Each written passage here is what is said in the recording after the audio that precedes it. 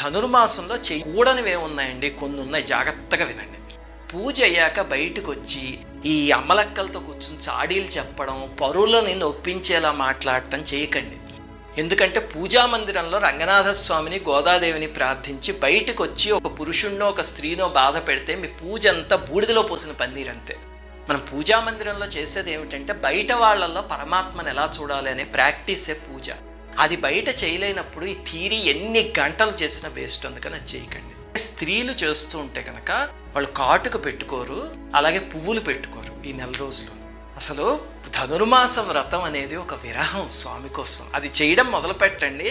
ఆ కాటుక పెట్టుకున్నా సరే ఆ స్వామిని చూసేటప్పుడు అడ్డొస్తుందేమో కన్నీటితో కరిగిపోయి అనేటువంటి మధురమైన భావనే ఈ ధనుర్మాస వ్రతం. పరమాత్మను చేరడానికే కదా విరహంలో పువ్వులు పెట్టుకోవాలనిపిస్తుందా, అలంకరణలు చేసుకోవాలనిపిస్తుందా, అందుకని చేయకండి.